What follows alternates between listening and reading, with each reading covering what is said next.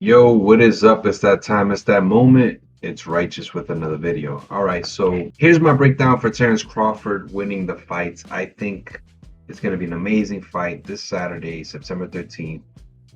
Netflix, Legion Stadium, all the GOATs is going to be in the building. We already know it's going to be a spectacular moment.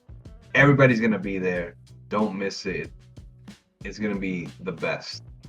The undercard is not that great, but the reason why I'm making this video is because I want to give you the reasons on why I think Crawford can beat Canelo. Now, am I picking Crawford? No. Do I hope that he actually beats Canelo? Yes, because I would like to see Canelo beat decisively. Now, when it comes to Canelo's resume, I think the guy that actually beat him was Floyd Mayweather, Bivol.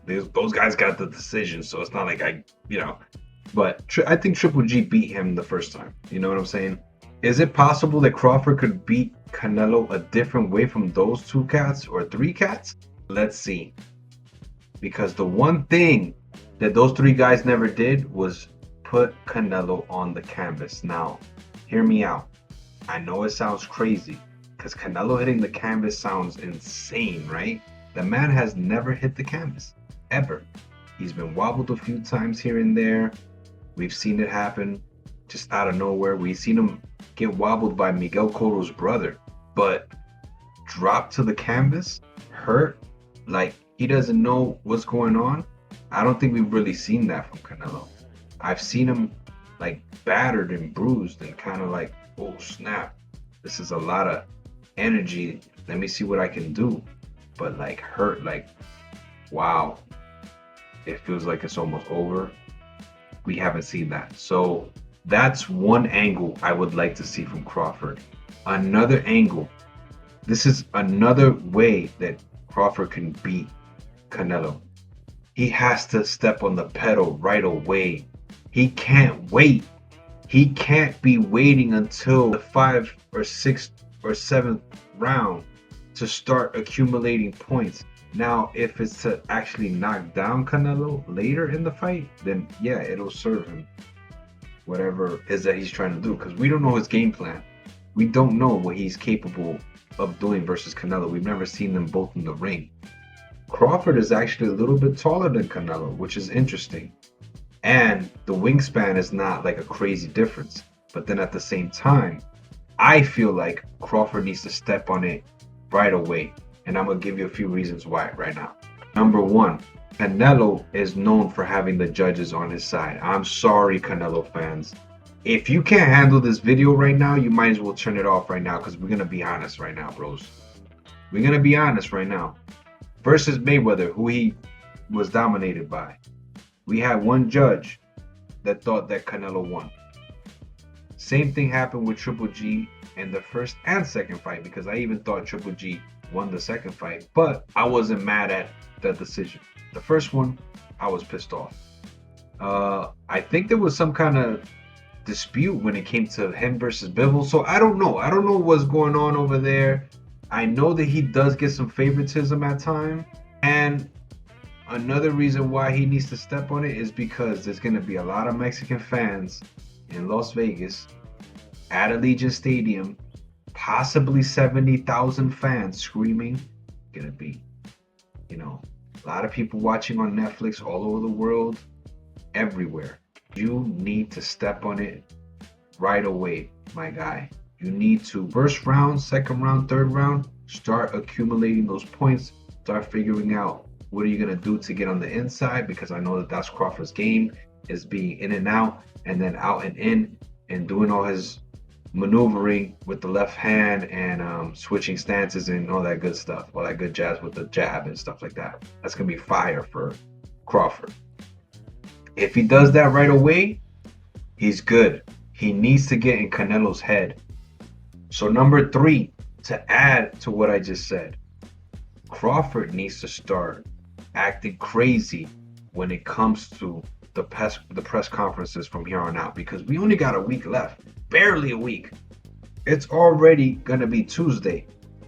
We need a little bit more sauce on this recipe, you feel me? Crawford needs to pick it up. He needs to get in Canelo's head. He needs to start acting more crazy. So like that, Canelo could start to be like, damn, did I make the right choice right here? Psychological stuff, you know what I'm saying? That's 3 reasons right there. Okay? The 4th reason, he needs to be real good with that left hand.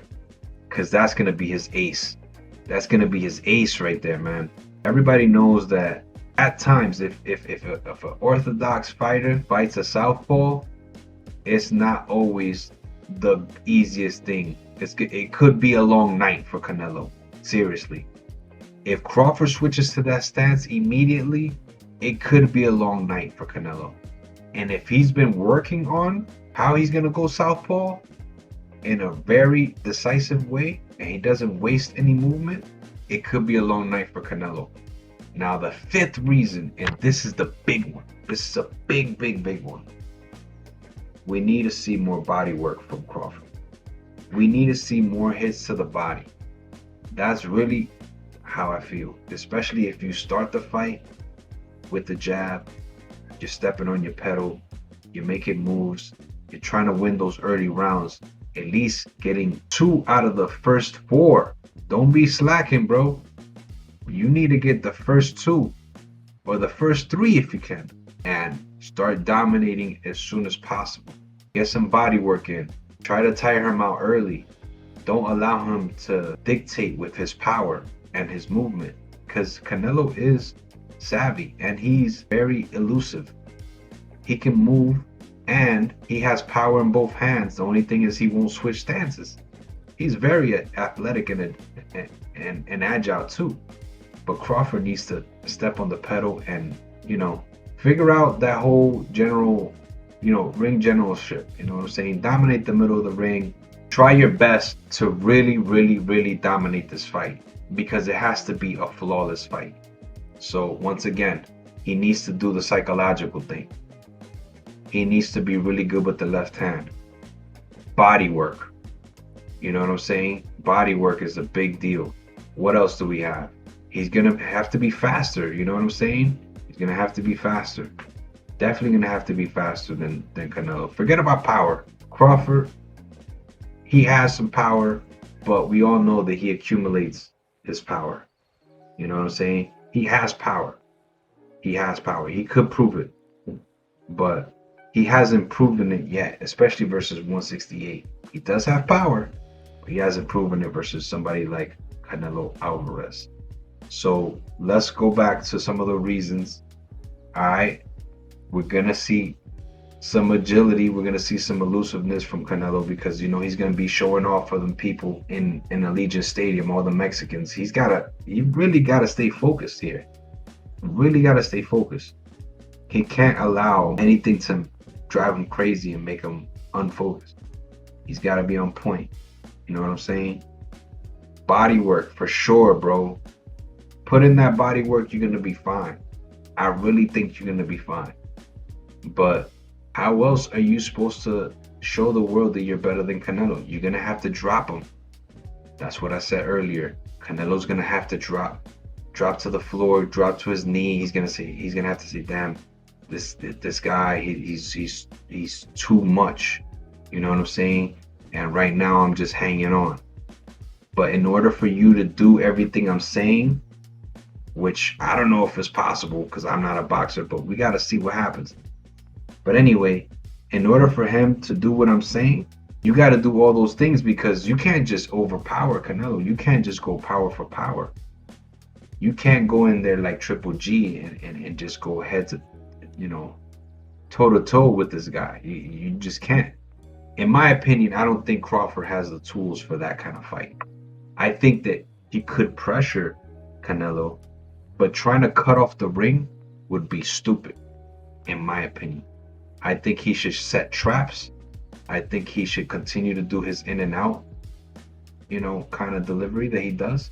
He does a lot of in and out kind of deliveries. And he can be elusive as well. He can be athletic as well. But if he doesn't try to pile up the points right away and he plays too much games, I really think he's going to blow this opportunity. Because what could happen is that he could try to get into a gunfight with Canelo and it's going to be too late. If he does it too late, it's over. I think. is going to be over because Canelo loves that. Canelo is always going to be have the upper hand if you don't start fast right away. If you start like at a normal pace, normal fight, Canelo's up already.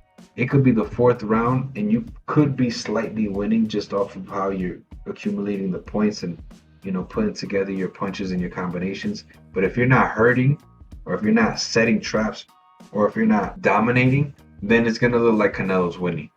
And that's what you don't want. You see what I'm saying? So Crawford's gotta bring it. And I'm gonna be right there to watch it. So let me know what you guys think. Do you think my breakdown works? What did I miss? Is there something else that I should add to this equation? Is it gonna be even more simple than that?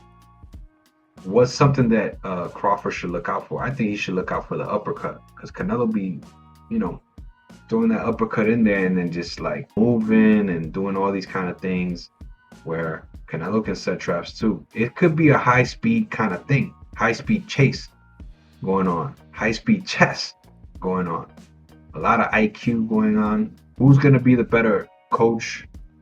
That's going to be interesting as well. Guys, what's your take on all this? I want to know what you guys think. Let me know what you guys think. Let's try to keep boxing alive. And I'm glad I could finally make this prediction for you guys. I definitely will be tuning in. Thank you so much for subscribing and liking and sharing all the good jazz. Take care.